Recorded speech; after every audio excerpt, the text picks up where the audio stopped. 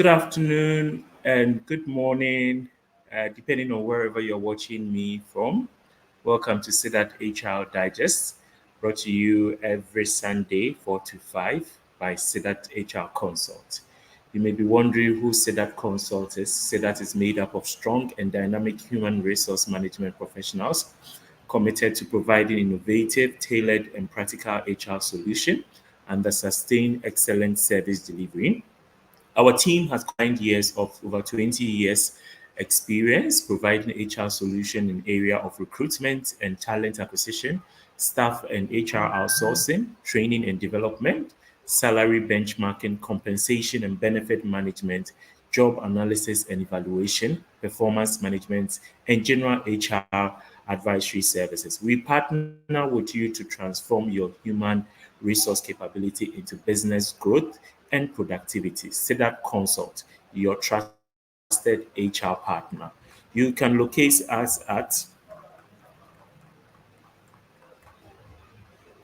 we are located at the Sharman Runabout of the Michelle Camp near the CBG Bank Tema. You can visit our website www.sidatconsultlimited.com or write to us at info@sedatconsultlimited.com or reach us by 0244 or 0550 883936. Sedat Consult, your trusted HR partner. Welcome, and this is today another segment of HR Digest. Today, we'll be talking about strategic HR planning and management. This is very key as HR. So, today we are blessed to have ourselves who is going to have this discussion with us so that we can learn, invite them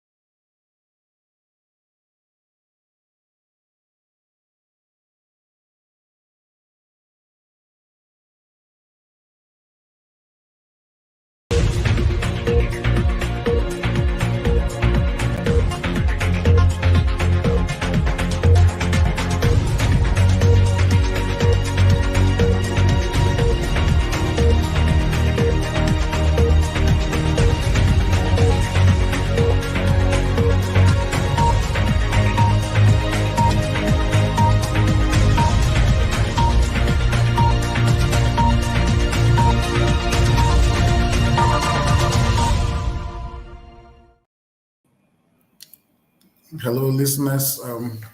We've had a bit of hitch with the host, so I will begin the session by indicating to us what strategic HR planning is about, whilst we resolve the issue with the host so that we can continue from there. So, we're looking at strategic HR planning and how it is significantly and its impact on organizations. So, first, I would want to say that when we say strategic HR planning, we want to talk about businesses forecasting their future human resource needs and then also identifying and building a talent pipeline for business continuity.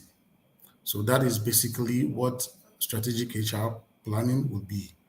So, how does a business plan itself or look at all its resources to build and then make sure that for any future consequences or any future issues with regards to human resources, it is well and better positioned to do that.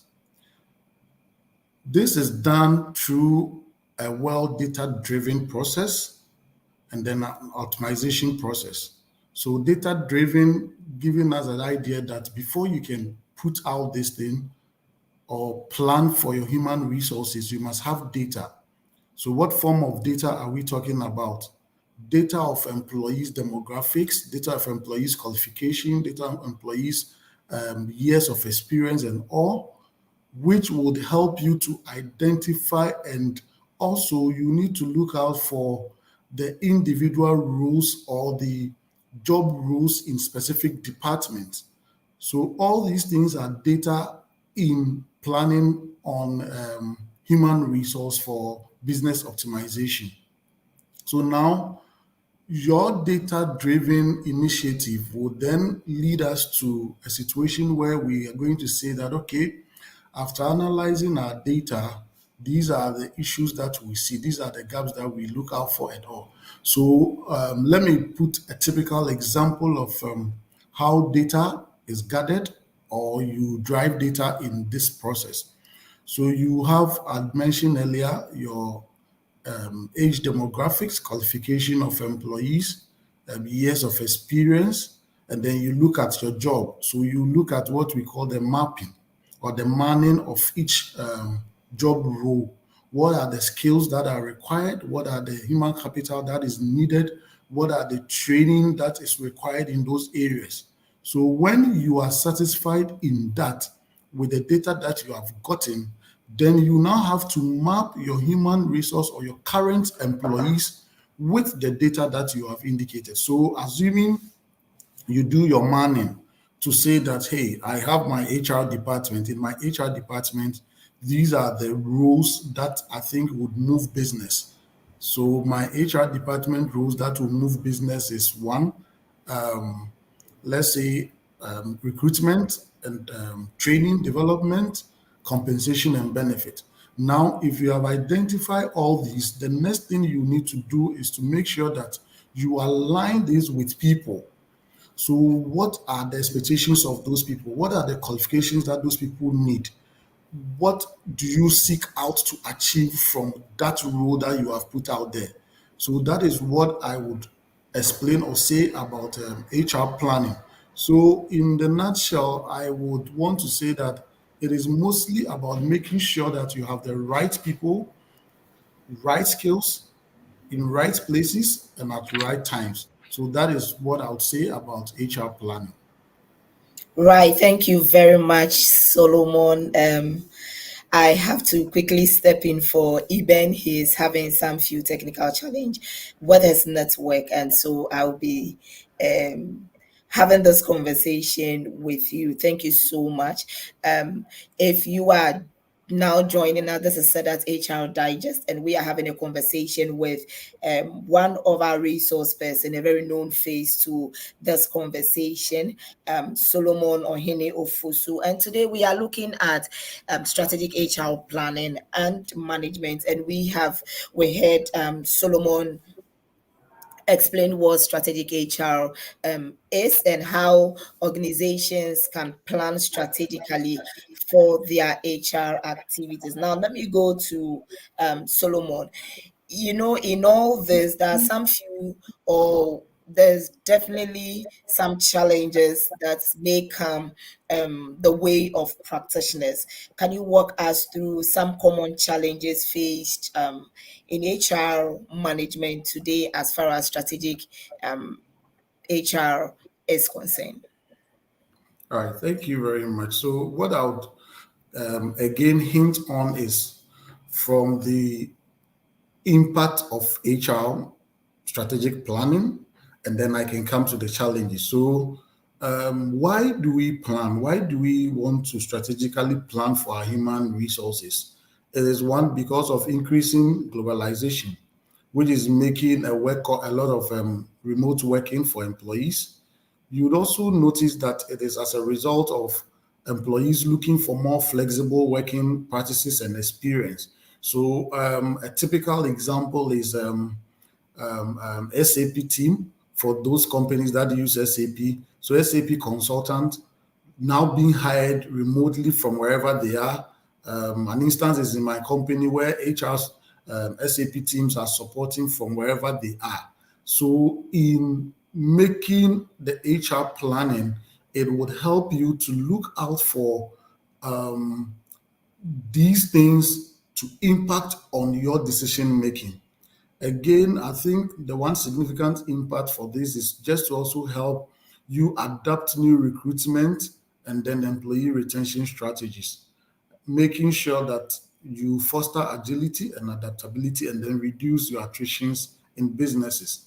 So, with all this background, then the challenges that HR are facing, as we see today, will predominantly be about change management, um, leadership development,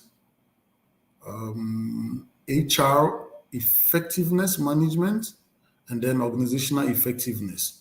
And to talk about change management, I would say that change is everyday process, and I keep telling my team that each day there is a new thing that HR has to do. So these challenges, how are we adapting to these challenges as HR people? We know what COVID did. We know currently in Ghana how the economic impact is making us change in terms of even our production plans that we do. So you do a production plan, and then tomorrow you would have to change because prices are changing. You need to reduce labor power. You need to maybe look at adjusting your prices and all. And whenever these challenges come, regardless, the first point of call would be the HR. One, reducing numbers. Two, process efficiency. So, how are we making sure that HR effectiveness is measured and measured well? Leadership development. How are we making people be accountable and dynamic? Or let me say, flexible into changing with the times that come and all. So, to talk about the challenges in HR management, these are the least I could talk of now. That one critical is change management for HR leaders or HR people, and then leadership development for HR, organizational effectiveness, and then HR effectiveness measurement. These are things that I'll talk about. Yeah. Right, thank you very much, Solomon, for outlining these challenges for us. Please don't forget to drop your name and location wherever you're watching us from. Let us know if you want to seek any clarification, you want to ask a question, you want to add to the discussion or contribute to the discussion. Feel free, drop it in the comment box and I would read it out. Now, Solomon, having mentioned these challenges, how can strategic planning help to resolve them or to address them? Okay. So, strategic planning, I talked about earlier. One, first and foremost, you need to analyze your current workforce. Are there surplus or you need to take more?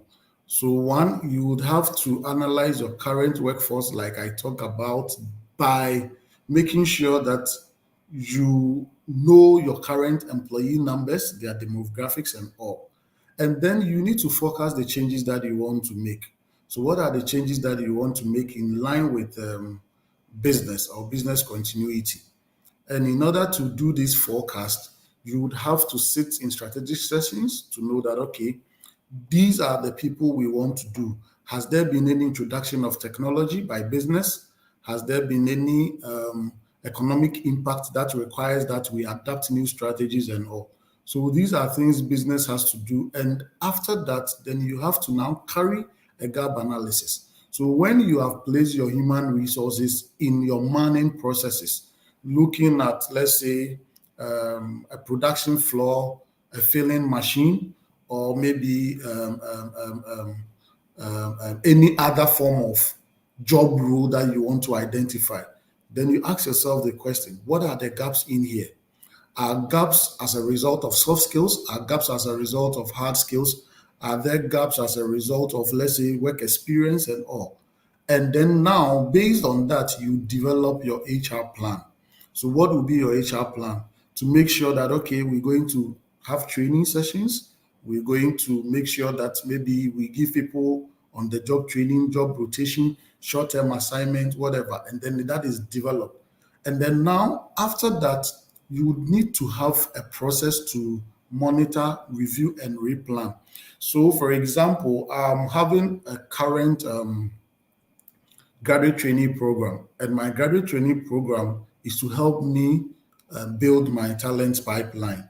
So, what am I looking out for in my graduate training program? I went through these stages that I'm talking to you about, looking at my current workforce, forecasting the changes that I want to foresee, and then looking at our gap analysis. And now, with monitoring, I have my L&D person set up a process, a training process, a measurement tool that we use to review the employees from time to time to make sure that indeed they are on the plan that we are looking out for to achieve at the end of their 2-year program. So this is what I will talk about in terms of the ways to address these things.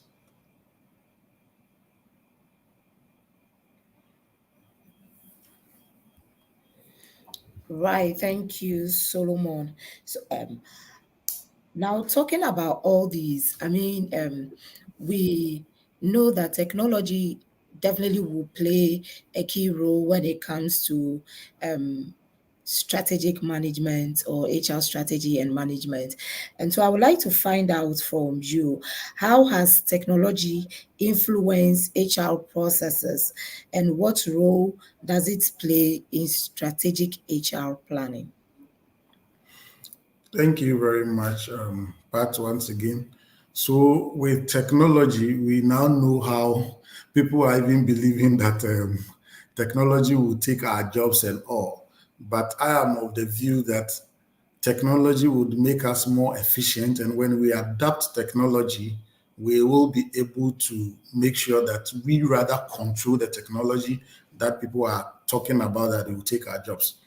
For example, as an HR person, I am seriously learning Excel into deep Excel. Why is it so? Because it's about a technology tool that I can use to make a lot of presentation, to make a lot of strategic business decision, to make a lot of impact in the business. So HR technology is very key in making sure that we do our HR planning well.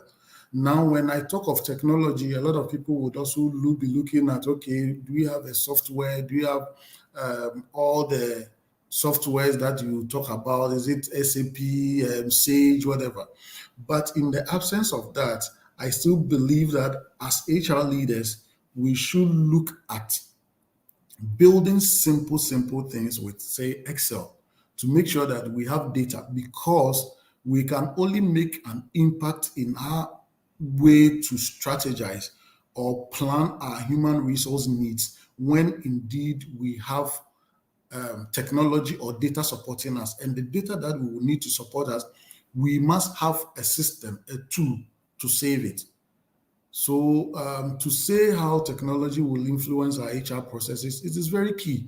If I need, let's say, information on an employee, I once sat with my employee in the office and I mentioned that I needed an information from someone.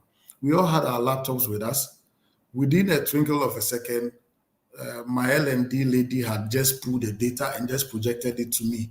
And in fact, it was an amazing experience because I now realized that, okay, so if I need something, I can really get it like sort of real time to make sure that I make the needed decision or the impact that I would want to make. So these are things that influences our HR planning. Communication, these are tools that we can use to do that. So for technology in HR, it is very key, but I wouldn't want to play much emphasis on it because in the absence of the high tech things that you would want to see, like I mentioned, you can still develop something out of your own through Excel or even Word, just to make sure that whatever steps that you are taking in your HR planning, these are documented and you can pull out those data at any point in time to defend or build on the case that you want business to understand.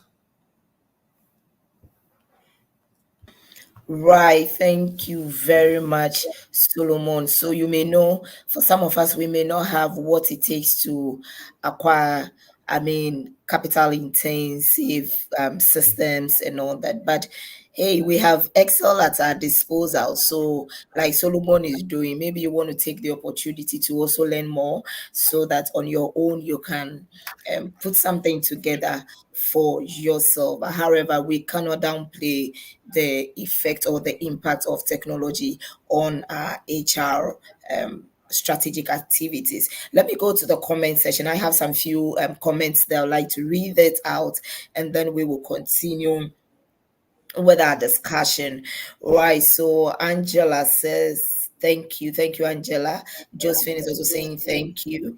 Um, so this also from Angela. She said, is it necessary to do mapping for all your employees or for key staff? Is it necessary to do mapping for all your employees or for key staff? So, Pat, the mapping that I talked about is not for employees, but it's for job roles. So, when we talk about doing a manning and mapping, what we need to know is that, for example, if I am producing, let me just use a typical example of, let's say, pure water. I need to know the number of people that I would want to use in each of the processes. So knowing what number I need to use, I need to also draw up what they will be doing. So if I indicate five numbers and I do not know what they will be doing, then it means that my mapping is wrong in my manning of the job role. So what you need to do is, yes, it is very key not to concentrate on the people, but the job, because it's a job that you define to place the employee or persons in. If I look at my current, let's say, HR, what's it called, my manpower for the whole organization, and I think that I can combine, let's say, L&D with recruitment. I can combine compensation with HR process efficient officer. I can combine maybe HRBP with employee experience. I don't necessarily need to say that because in HR, I need to have a recruitment and placement person. I need to have an L&D person. I need to have less a compensation person. I have man my four rules or three rules that I'm going to put people there. It doesn't work like that. So that is why I mentioned the fact that you need to look at your manpower, your total employee numbers. So based on your total employee numbers, once it's expanding, then there's a need to have certain key roles and positions in the business. So when you have defined that, assuming I define mine in a small scale enterprise, and I say that all these four job roles that I mentioned, I would only use for sake of the numbers, two people to do. It means that I have done a manning of two roles, which I will need 2 employees to do. And in doing manning, please note also that you'll be looking at about effectiveness and efficiency. So it is not just to make sure that you are reducing numbers because you are not expanding, but it's about how effective those people would be. So then it will bring in the role specification, the job specification, the person specification and requirement in making sure that your manning that you have done correlate or aligns with the person that you'd want to put in there. I hope it answers her question. Right, Angela, let us know if your question has been answered or you want further clarification to the discussion or to the explanation that Solomon has shared. Right, so we have Fahad watching from Temali. Thank you, Fahad. Zachary Salaman says, hello. Hi, Zachary. Um, Angela says, yes, it does. Thank you very much. Thank you, Angie, for the feedback. Now, Solomon, let me find out this from you. Does employee engagement have any contribution or plays any role when it comes to the overall organization strategy? If it does, can you walk us through um, how it contributes to the overall organizational strategy? Okay.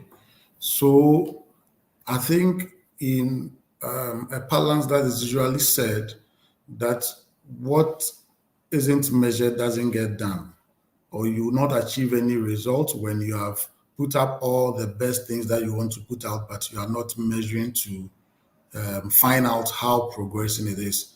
I had earlier mentioned that in your HR strategic planning, you would need to monitor, review, and replan.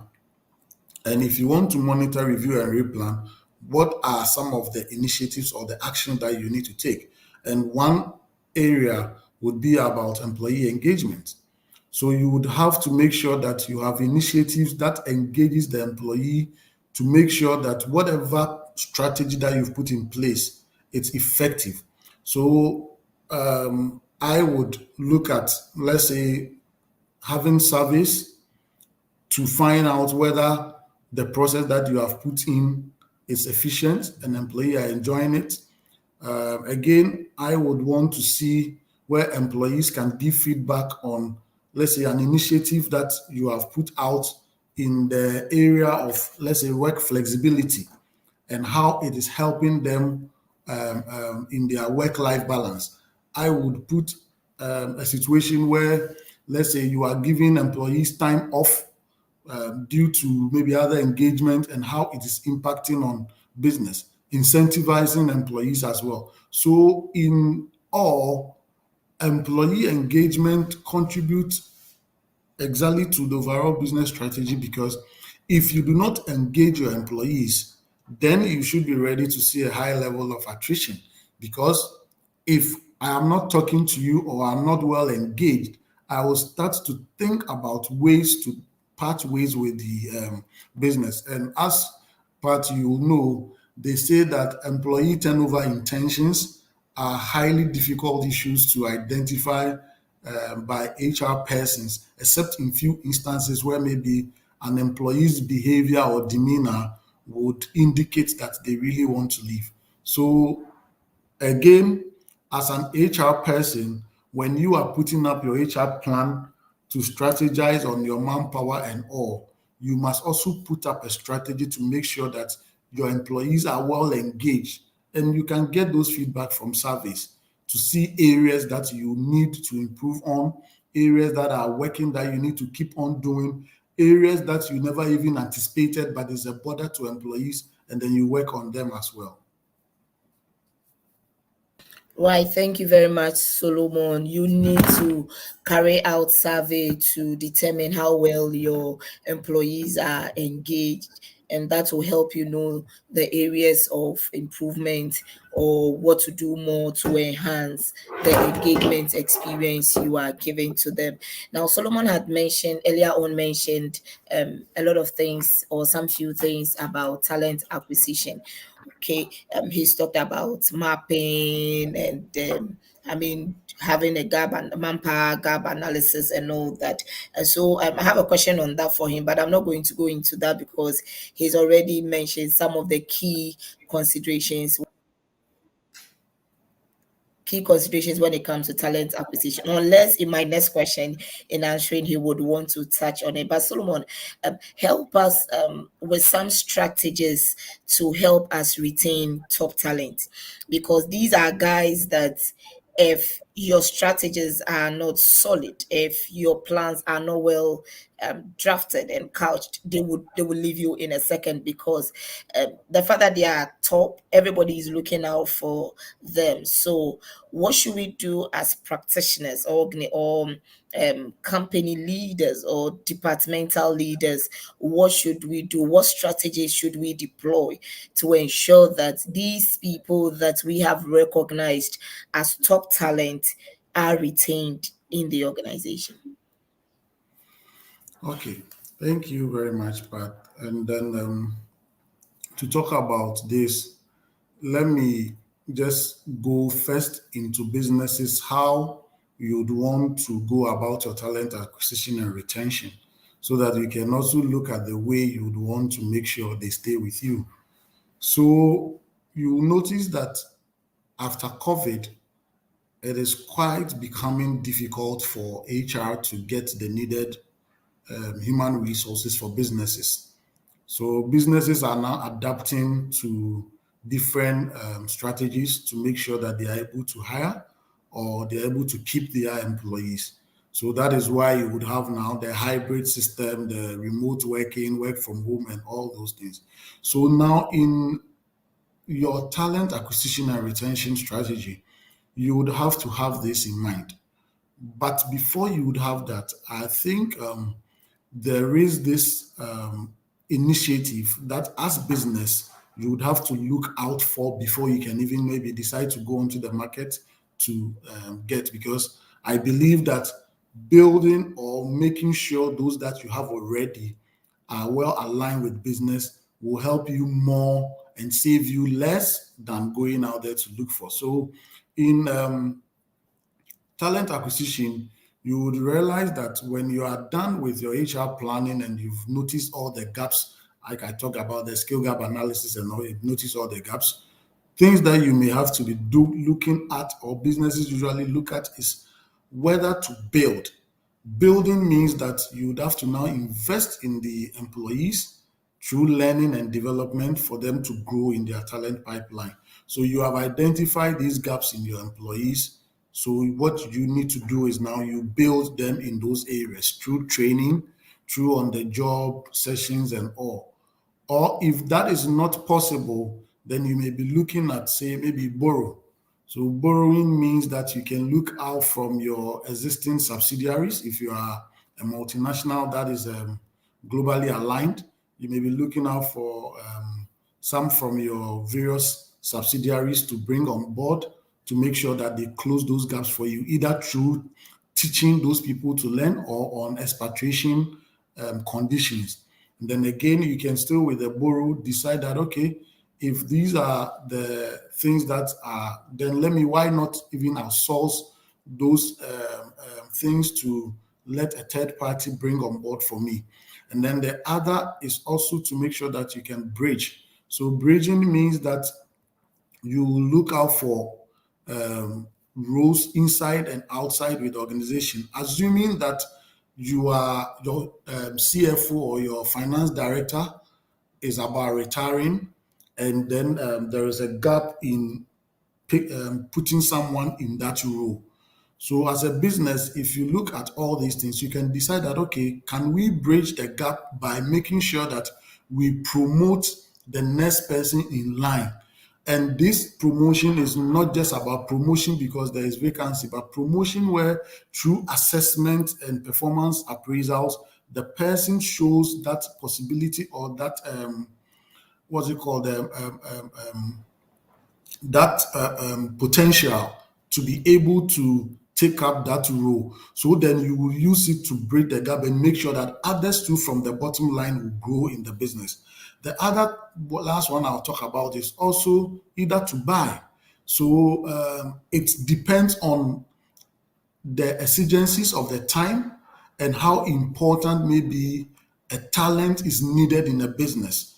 Then you can do the buy by going out to the external market. That is where you can contact people like Sedat. You can put out in your own job ads and all to get those talents on board.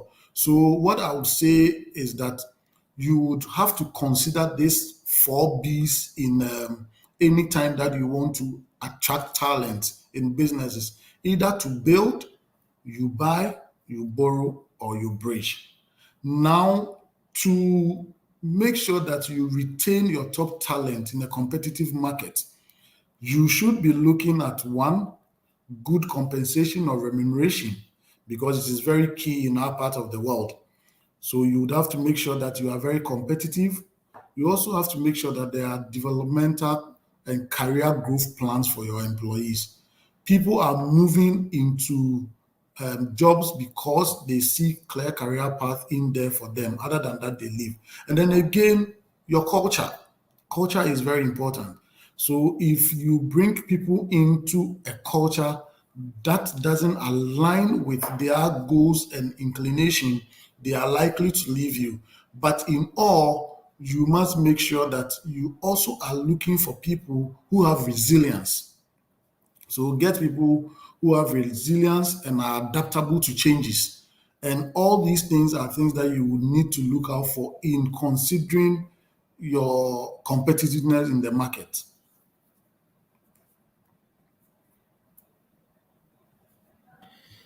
Wow, wow.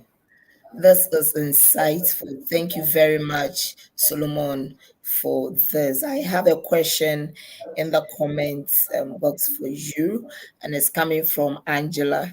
Angie says that please kindly share employee engineering strategies that has helped your organization. Employee Okay. engineering strategies that has helped your organization.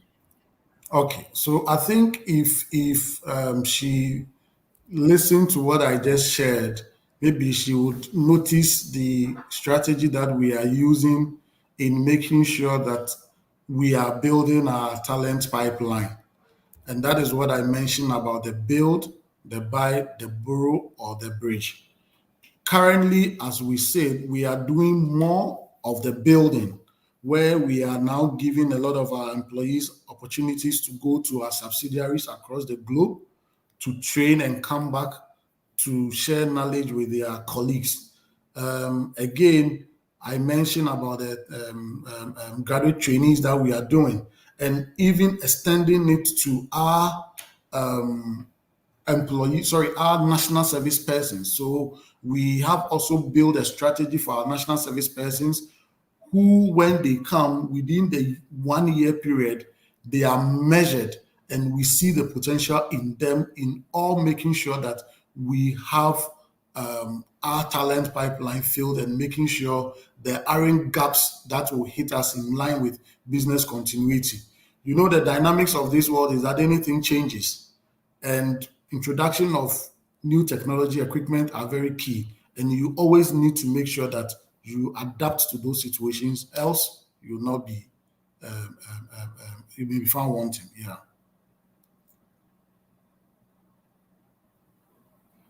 Right, thank you, Oh, okay. Solomon. So So she if comes to say, clarify that she actually wanted to type employee engagement. So thanks for that too. I'm sure that okay. though she wasn't meant to, or she didn't have intentions of asking that, it has also come to add on to the discussion. So please take over with the engagement.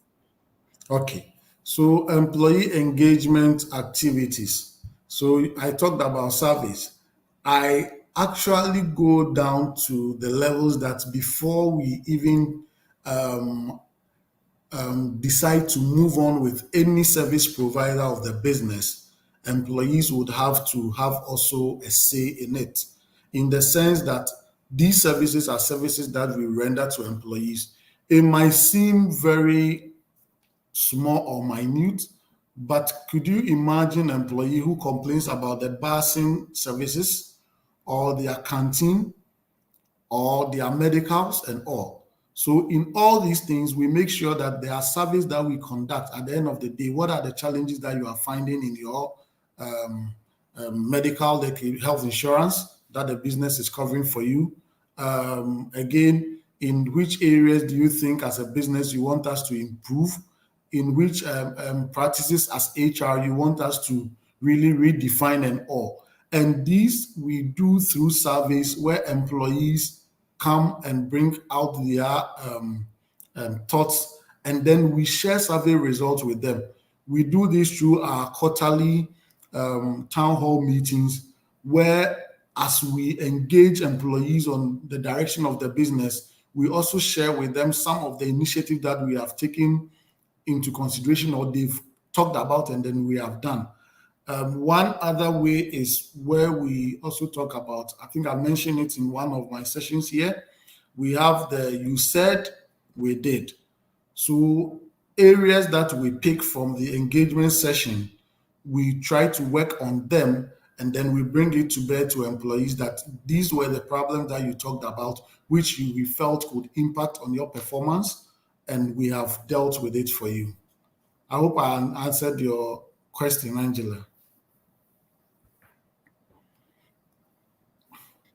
Amazing. You said we did. Thank you very much, Solomon. Now let's look at strategic HR management or planning and management in the context of training and development. How does continuous learning contribute to strategic HR goals? If you do not learn or you do not adapt to new ways of work and life, then you become extinct. So training is very key and learning is very key. Learning can be in various forms, whether on the job or classroom learning, or maybe strategic sessions and all. But continuous learning is key. So if you look at performance appraisal globally and from best practice point, you realize that there is always the individual developmental goals or plan that the business would want you to identify. So the business may look at its own business strategy and objective for the year and say that in line with this and with our gaps that we have identified, these are the trainings, these are the sessions, these are the rotations we need to do to equip our people. And then you can also bring in what you feel would help you perform better. So it comes in the form of soft and then hard skills. But learning, continuous learning is good for HR strategic planning because if you have a plan, that plan is for a particular number of years, whether short, medium, or long term. And you will need to make sure that at each point that you would want to assess your plan, you have people meeting up those requirements of the plan. Other than that, then you may get to a level that you may have to go back again to restart what the gaps were. Let me take one typical example in our technical side of the business. So we have a plan that for a new entrant that joins in the technical space or field, there are key requirements that you need to learn or know how to do by year one, year two, year three. These things have been outlined by the technical people, and we as HR help guide for people to go through that process to make sure that indeed they have built on those, they have acquired or learned on those skills or learnings to make sure that they get to the next level. So now promotion and bridging your gap is very objective and scientific and not just a way of looking at people and saying that, okay, you've been here for long and therefore you should be able to do this, or you've been here for long and therefore we will push you to the next level because we believe you have learned. But by not really going through the process to outline whether learning has taken place or not. Right, thank you, Solomon.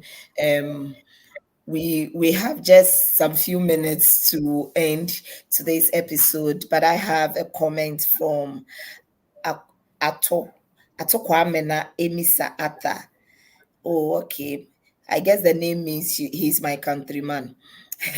So Ah, Atkwamena says, "Thank you, Solomon, for explaining in detail the talent strategy, i.e., build, buy, borrow, and bridge." Thank you so much, Ato. Thanks for your contribution. And then Angela also says, "Thank you." She said, "Yes, I've learned so much. Thank you. Thank you so much, Angela." We have just about 2 minutes to oh, it's less than 2 minutes to end our session for today. But okay, so we have this from Verity says, "That's very impactful session. Thank you so much.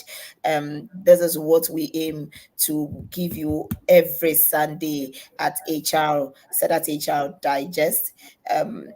Why, Mary says, "Thank you so much, Solomon. The session has been insightful." Thank you, Mary. Keep your comments coming in. At this juncture, if you want to seek any clarification, you want to ask your last question, please feel free and ask. I'm not going to ask Solomon any question again because our time is not on our side. However, if you have any question, any clarification, you can feel free, any comment, feel free, and then let us no. Right. So Ama briefly says, "Thanks for the deep learning." Thank you, Ama, for joining us today. But please don't forget to share, like, and comment on all our social media handles. We are on Facebook, we are on YouTube, we are on LinkedIn. You want to share the link for share with your friends, your loved ones, your colleagues. At HR Digest, we are here to learn, unlearn, and relearn. We want to grow together and make the impact together. We want to influence our generation together. We want to make the impact together. We don't want to leave someone behind. When we are going up, we lift everyone along. And so please share our link. And right after the session, we will share the recorded version on all our social media platforms. Please make time to listen again, and probably there may be something you missed. And once you listen again, I'm very sure you're going to get that. So I want to say a very big thank you to all of you for coming. Before I sign off, I want to go to Solomon and ask of his advice for HR practitioners who are aiming to enhance their strategic planning skills. all right. Thank you very much, Pat. So, for HR practitioners looking to enhance your skill in strategic planning, it's about learning, learning, learning. You need to acquire the business skills of HR. HR, and from where I sit, has moved strictly away from the normal HR operations of pushing papers and administrative role to a very strategic role.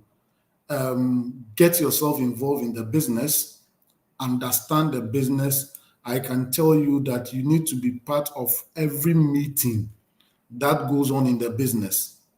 Once it is a business meeting or a strategy meeting, whether it is the HR department, whether it's supply chain, whether it's logistics, whether it's finance, as much as possible, try and get involved in it to understand the business.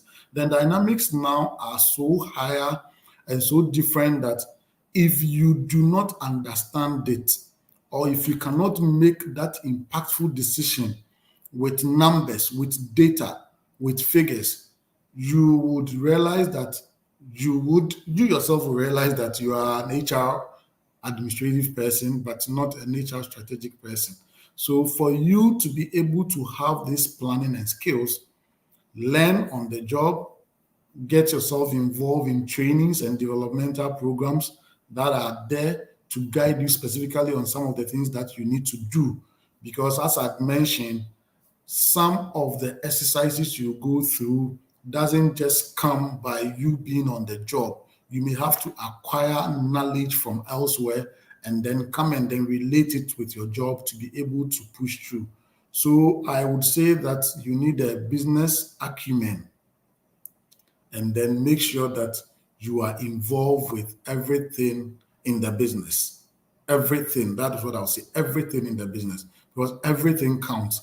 Unless you want to stay as an HR, that one day they would now say that, okay, can we merge the HR with the finance because we do not see the impact that it brings to business. So that would be my closing thoughts. But I would want to wish all listeners and viewers a happy new year, because I think this year, this is my first time coming on again. So I would want to wish you all, and I pray for a better year ahead of us, and also to make sure that as HR people, we make the needed impact that the business want to see. And then let us strive on, and we will get there. Thank you very much. Indeed, we would definitely get there. Thank you so much, Solomon. It's been an insightful session with you, and we always learn something new anytime we bring you on board. I would like to say a very big thank you to all our viewers who also made time to listen and contribute to our discussion for today. Thank you so much. Next week, we'll be coming your way with another interesting and insightful topic. You want to make a date with us on Saturday Child Digest at 4 p.m.